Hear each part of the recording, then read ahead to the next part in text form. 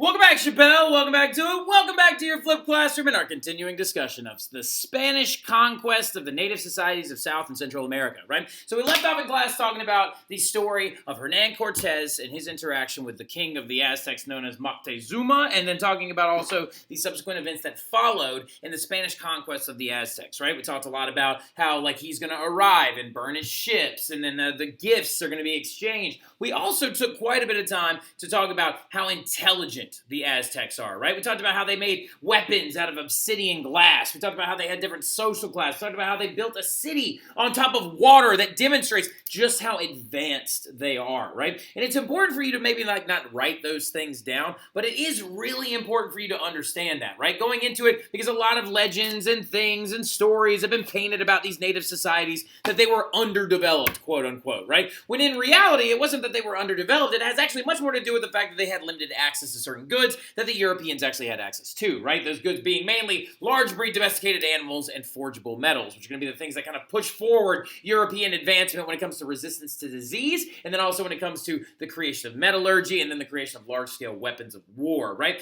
Now, going into it, though, also another big thing we need to understand is what's going to happen in our next chapter, right? In our not next chapter, next unit, but our next chapter of just this story. So we were talking about the Americas and how Cortez is going to come into contact with the Aztecs, and how, the smallpox disease will kill a large number of the Aztec community, and how also Cortez will return with an army and destroy Tenochtitlan and actually, lead a very, very large, disgusting takeover of the entire area, right? Now, another big thing that we're going to be talking about, though, as well, is there is another culture of people that is actually right down in South America, and they are known as the Inca. And the explorer or conquistador, known as Francisco Pizarro, is going to be the guy that actually interacts with them, right? Now, going into it, what you need to understand is that Francisco Pizarro, one, is a cousin of Hernan Cortez. Of course he is. Now, he wants to actually take over the Inca, which live in modern-day Peru. Now, another thing about them, just like we were talking about with the Aztecs, is they are also super advanced, right? When we're looking at, actually tribal organizations in the world, you got to understand that the Inca were phenomenally intelligent, right? Phenomenally intelligent. They had apparently early,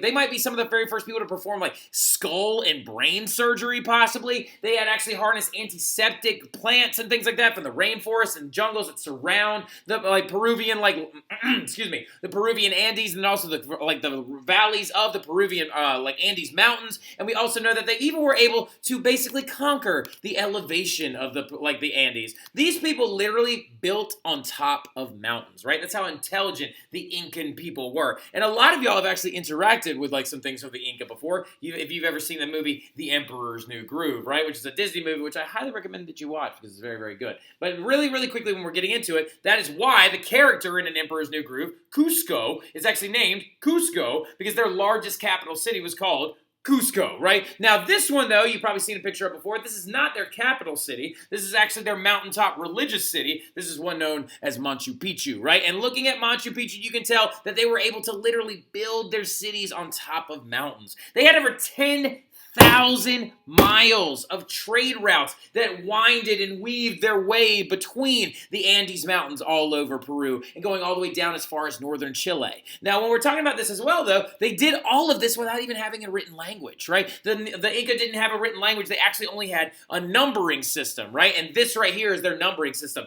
We don't know how they used it, but we do know they used these threads and knots to actually keep track of certain items on their trade routes, right? They were actually called quipus. Quipu is spelled Q-U-I-P-O, right? And quipus were actually a very, very intelligent way for keeping track of those goods that were going around the trade routes. They also are the only Native American civilization to domesticate really rather large breed animals, right? They domesticated, of course, none other than the llama, right? The llama, which is a cousin of camels, right? And a cousin of the camels that actually lived in North America and some of the early megafauna that actually lived in North America before they were actually gone extinct by the Pleistocene epoch. Now, the thing about it, though, is a relative of those is known as the llama, right? Now, the interesting thing about the llama, though, is that some of you are like, well, Mr. Terry, Europeans were riding horses. How come the Incans aren't riding llamas, right? Well, the thing about it that you have to understand is that llamas can't carry that much weight, okay? Llamas are pack animals that can only carry about 60-ish pounds on their back before it starts to get really, really stressful on them. So the thing about it is they aren't the real large beast of burden like ox or cow or bovine or swine that the Europeans actually had access to. And they didn't have them in great grand numbers that's going to lead to the transference of disease disease that, of course, is going to give the immunity to the Europeans, but no immunity to things like smallpox, measles, and influenza to the actual natives, which is going to be a massive crisis. But the interesting thing about it, though, is using llamas and using sophisticated farming techniques, the Incans were even able to farm into the sides of mountains, right? If we're looking very closely right here, this is their technique. It's called step farming, right? They would literally cut and edge the areas out of the mountain itself, right? And so literally, if this was the side of a mountain, right? If this sticky note was the side of a mountain and it was edged like that, they would literally just dig into it and then create like a stair step, basically. So they could then just like farm on this flat surface, right? And you can actually see it really closely as they would just like farm on these flattened out surfaces that they would actually excavate using tools and like simple like stone tools as well. Now going into it though, also this sophisticated thing, also one thing that they actually farmed in that area, three things they farmed in that area were guinea pigs, and then they also farmed quinoa, which some of y'all have ever actually had before, is the grain that actually comes from the ancient Incans. And the other one is potatoes, right? Potatoes were actually originally farmed by the Incans, and the Europeans, when they interact with them, are going to be mind blown by the use of them. Now, just like the Aztecs, though, as well, we need to understand that the Incans actually performed human sacrifice also, except the Incans would sacrifice children, right? They sacrificed children in their religious ceremonies, and it wasn't taken from other villages like the Aztecs were. The Aztecs, for example, took people that they had conquered and then like brought like those people over as forms of human sacrifice against their will, whereas in Incan communities, it was considered a great honor to have your child sacrificed, right? Considered a great honor to be sacrificed in their entire religious structure. And this person right here, that is an Incan mummy who's several hundred years old, because they would actually sacrifice the child by either strangulation or bludgeoning, and then they would mummify the bodies. And look how well preserved she is. Literally, it looks like she could almost just stand up and start talking to you, right? Now, the thing about it that's very, very crazy as well is that right there is Pizarro, and this is their king, or their new king, actually, when Pizarro shows up. His name is King Atahualpa, right? And we'll talk about Atahualpa here in a little bit, but something that you need to understand about the conquest of the Incans by the Spanish is that Pizarro is coming at a very advantageous time for him, right? He's coming at a very advantageous time with only a few hundred soldiers, and he actually is showing up when the Incans still have thousands of soldiers. The Spanish only have a few hundred, but the reason why the Incans were kind of battered and bruised a little bit is because their numbers were very low from a civil war. Now, interestingly enough, the war itself was being fought by Atahualpa, the king of the Incans right here, and his brother, who were actually competing for the crown of the Incans and the Incan people, okay? Now, another thing that you need to understand, though, is that Atahualpa, the king of the Incans, is actually going to win that civil war against his brother and take control of these areas. Now, during this time period, when he actually comes to power, and Atahualpa is now the king of the Incans, he's noticing a couple of things, right? One, he's noticing and hearing rumors of these people that are showing up with these really advanced weapons and all of these things, and he's referring to the Europeans. And the other thing he's seeing is that people are dying from a sickness, right? And a lot of his people are dying from a sickness that he just can't wrap his mind around, and it's none other than smallpox, right? Now, the thing about it, though, is that Pizarro apparently landed right near Peru and was marching his way towards the Incan capital cities. Well, Atahualpa comes up with a plan, and he's like, look, they have only but a few hundred. We have thousands of soldiers, right? Thousands of soldiers. So let's set a trap, right? Now, this is a really crazy event in history, and it's known as the Battle of Cajamarca, right? And at the Battle of Cajamarca, what actually ended up happening is the Incans set up a trap for, like, Cortez, or not, excuse me, for Cortez, for, like, Pizarro and his men. And the plan was that they were going to lure them into a square, right? And that square had like a couple of little openings and stuff, and it was in a small village known as Cajamarca, right? And what I mean by a square is kind of like a big open area, almost like a park or something like that, right? As you can see right here. And the plan was that Atahualpa was going to stream in here and bring a huge army into the middle of that square. And when he was ready, he was going to snap his fingers or give a signal of some type, and they were going to jump the conquistadors and then run them out, right? They were going to run them out, and this was supposed to be a grand plan. Well, Pizarro, knowing that this is coming, or assuming that it's coming, actually hid his men around the outside of the square, in the trees and the homes and the buildings all the way around the edges. So when Atahualpa arrived inside the square, first of all, he didn't walk in. This is really, really a dope thing about this entire interest. He actually rode in on this thing called a litter, right? A litter is literally like, imagine a stretcher that's being carried on people's shoulders, and he was like sitting up on top of it on a throne, just like being brought in with thousands of soldiers all around him. Now, when he comes in, though, he doesn't see any Spanish people. They're nowhere to be seen, right? They're nowhere to be seen. He's like, where are these guys? I was just trying to set a trap for them.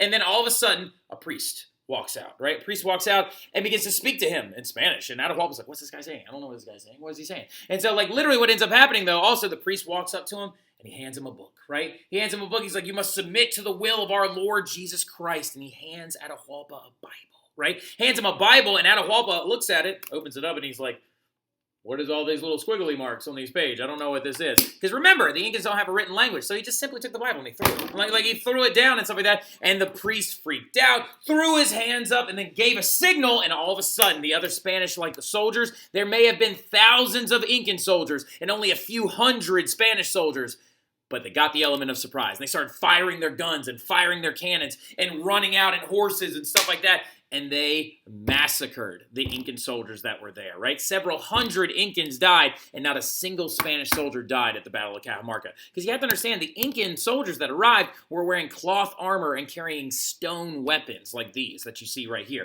One of the most famous ones is actually called a bolas, and a bolas looks like this. But you swing that against an iron sword or against a gun, and you have no chance, right? So the Spanish actually took over the Atahualpa at the Battle of Cajamarca and took him prisoner, right? You can actually see Atahualpa right here in this very famous painting, sitting on top of his litter. Here is Pizarro trying to take possession of Atahualpa. Here are the Incans cowering in the background and dying from the mass, the jumping that is occurring. And then right here is the priest pointing to the symbol of Christ and the guy that actually sent the signal for the actual trap to be sprung on the Incans when they thought they were actually springing a trap on the Spanish, right? Now, Atahualpa, though, was taken hostage and held for ransom, much like Moctezuma was as well. But what ends up happening is they actually demand that they fill 2 rooms of gold from floor to ceiling to pay for Atahualpa's release. And guess what?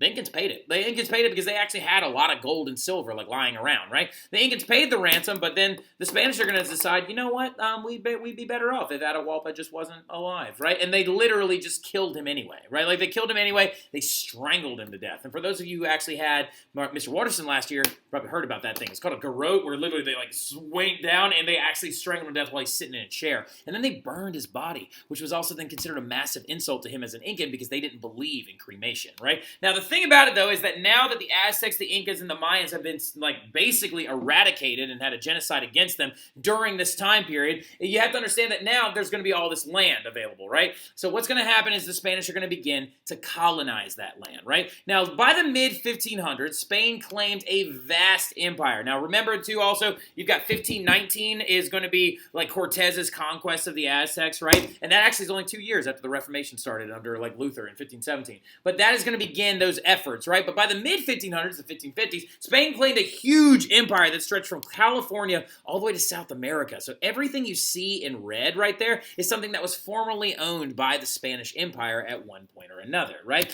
Now, going into it, though, what are their biggest motivators? What is being motivated? What is motivating the Spanish to do all this and to colonize all of this area, take over all these people, go to these different places, and try to get all this land when they have land and money back in Spain? But what is motivating them now? And it's 3 big things that all start with a G. It's God, gold, and glory. You'll hear about this in college. You'll hear professors talk about this. You'll hear professors and historians and academians talk about how God, gold, and glory were the biggest motivators for the Europeans in their conquest. Now, we'll talk specifically about God and gold. Glory we won't talk too much about because it's kind of self-explanatory, right? It's a little bit on the self-explanatory side because it's you just want more stuff and more power than your other European neighbors and rivals, right? Now, going into the God premise, though, let's start there, and then we'll talk about gold. You have to understand that the God premise is basically the idea of spreading Christianity, right? Because to Spain, winning souls for Christianity was just as important as land. If we look at all of these paintings, drawings, writings, things like that, the story of the Battle of Cajamarca and all those things, you've got immediate instances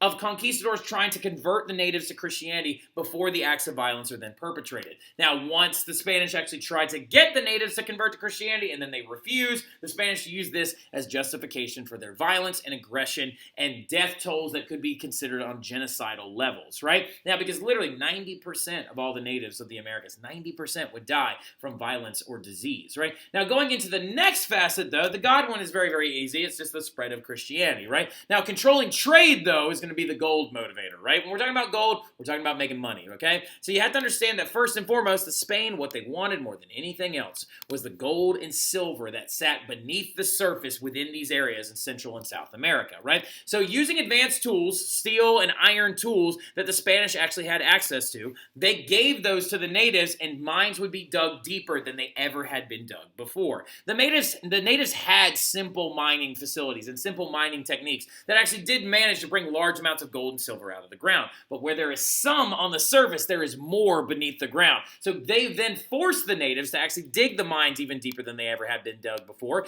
and the natives are going to be forced to work in awful conditions within these mines. As we can see from this engraving right here, which is actually from a Spanish priest, a Spanish priest, you can actually see the awful conditions inside of some of these mines and mountainsides where the actual natives are working in practical darkness, and then also using advanced metal tools like these pickaxes to actually dig these mines and mine that gold for the Spanish that they, the natives, would then not even be able to keep. And you saw a massive influx of gold and silver going into places like Spain and Portugal during this time period. Now, funny enough, this is actually going to bite them in the butt a little bit. The thing about it is like this is actually going to cause inflation back inside of Spain. It's actually going to lead to their downfall eventually, as they actually got too rich too fast, right? Now, the thing about it, though, is, and also looking at it like this and looking at this part of history, you might have deserved it a little bit. So going into it, though, when we're looking at this also controlling trade as well, is it's not just about gold and silver. It's also about growing different goods, right? The colonies would also, though, ship these stuff known as raw materials back to Spain, right? Now, raw materials are things that are grown on these areas that they're colonizing,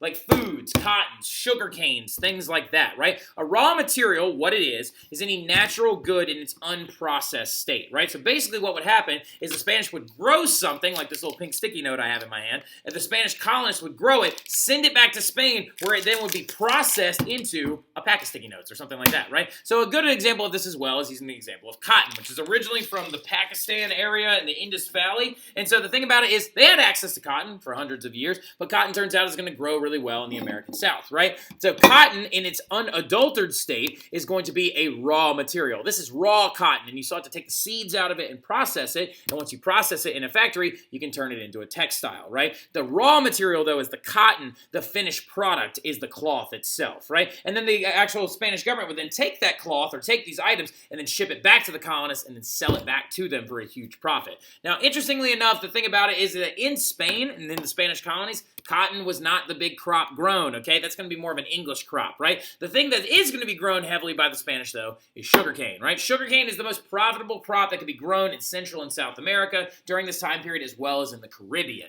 Now, going into it, you have to understand the process of growing sugarcane, and this is the reason why I don't mind teaching in Louisiana, because y'all know what sugarcane is. I taught in New Jersey for several years, and these kids did not know where sugar came from, right? But y'all do, so this does help us out a little bit. Sugarcane actually is a product grown from the ground that can make several different items. It can make things like sugar, molasses, and rum, right? All of these items being very, very expensive at the time and being very helpful when it comes to using things as sweeteners or preservatives, and then rum, of course, being used as an alcoholic beverage, right? Now, going into it, though, also, but just like the mines, the sugarcane plantations required a very large workforce because, as you can see, sugarcane, as it begins to grow, must then be harvested and cut down, and they didn't have modern technology like seen here. That is a modern-day sugarcane thresher that actually will thresh either sugar beets or sugar cane and then actually process it into the sugar that sits on your table. Now, during the time period that we're talking about, though, in the 1500s going into the 1600s, these are sugarcane plantations that required